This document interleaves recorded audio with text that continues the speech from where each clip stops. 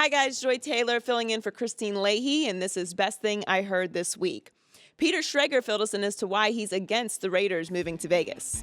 We could talk about this for a while. I don't even think it's going to be brought up on the floor. And this is something that I've heard you talk about passionately, but I feel you are a pretty rational guy and a pretty smart guy. Let me ask you, what market in America right now, of all the major markets, which market is the most upwardly mobile? Which one's the wealthiest? Which one has the biggest potential of all the markets in America, Colin? San Francisco Bay Area, probably. Yeah. So what are we going to do? We're going to put a team out of Oakland and put them in Vegas. Vegas is the 40th media market in the entire country. It's a transient community. It's mostly people who live there for a couple of years and get out. And Colin, I know that you're saying it would be an exciting thing in Vegas.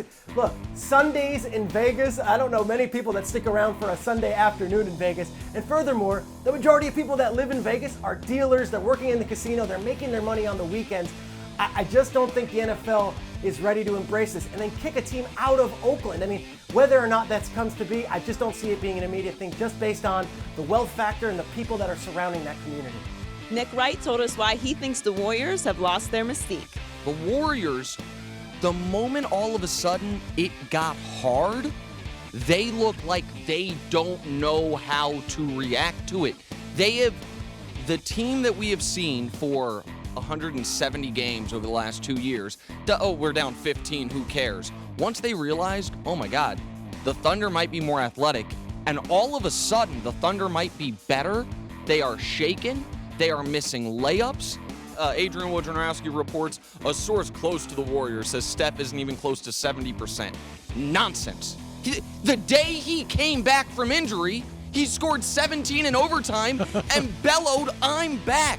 He had a 360-degree dunk in warm-ups 2 games ago. You don't get to be the guy that screams, "I'm back," sets an overtime playoff record, scores 15 points in 2 minutes 2 games ago, and now my knee hurts. I'm sorry, that's not how it works, man. That's why I got very critical of Peyton Manning the last year. Every really bad game, it was like hammy. Right, well, and this is the best reminder to me of, I wish we were more fair with athletes, right? So I'm glad we don't treat more guys the way we've treated LeBron, but it is such a dichotomy. But man, they look shaken up. They have been knocked off balance for the first time in 2 years, and they don't seem to have a counterpunch. Jason Whitlock told us why he thinks Steph Curry is motivating Russell Westbrook to play harder. Colin, I want to give you this. What we're seeing from Steph Curry and Russell Westbrook reminds me of Hakeem Olajuwon and David Robinson in 1995. David Robinson from the Naval Academy represented everything that's great about basketball, won the MVP. Hakeem was irate and embarrassed him in the Western Conference Finals. So did LeBron with Derrick Rose. Remember that series? Yes. LeBron said, "All guard him in the fourth." Yes. And Rose shot 17% in the series in the fourth. But you're right. Hakeem just took David Robinson to school. Just took him to, it was an embarrassment. Russell Westbrook is doing that to Stephen Curry. And again, to me, it doesn't diminish Stephen Curry because to me, I've seen Russell Westbrook is a force of nature. When he's focused, it's incredible. He's a beast. He can't be dealt with, particularly not by a Stephen Curry. But we've seen this before. A really motivated, all-time great force of nature just take it out on a guy that's like, no, you didn't deserve this, and motivated him. I think Westbrook has intimidated Steph Curry. I think he is. You cannot, analytically, it doesn't measure fear. Basketball, to me, is totally driven by confidence. And your confidence can waver. And right now, Steph is. Yeah. All of OKC. What about Draymond Green? That guy disappeared. He's supposed to be, Tarzan. And Wes Welker talked about the concussion issue in the NFL. I had twins 9 months ago. That kind of changes you. Watching the movie Concussion kind of changes you.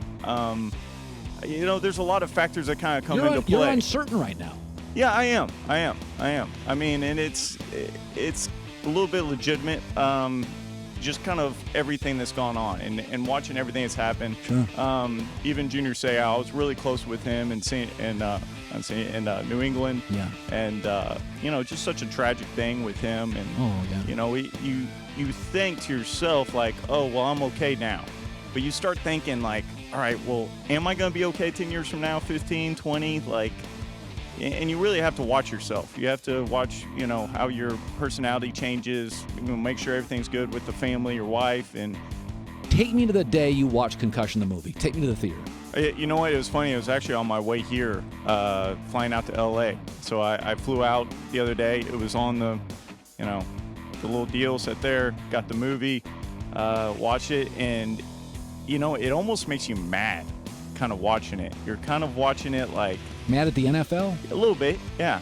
Yeah, you're kind of watching it and like, all right, and obviously it's a movie, so it's dramatized and everything like that, so you don't know all the facts that went into the story and everything like that, but if they happen the way they did, it just, there's so many instances where the NFL's covering this up, covering that up, doing this, doing that. It's almost like a legalized mafia deal you're kind of watching. This has been Best Thing I Heard This Week. Tune in weekdays at noon Eastern on FS1.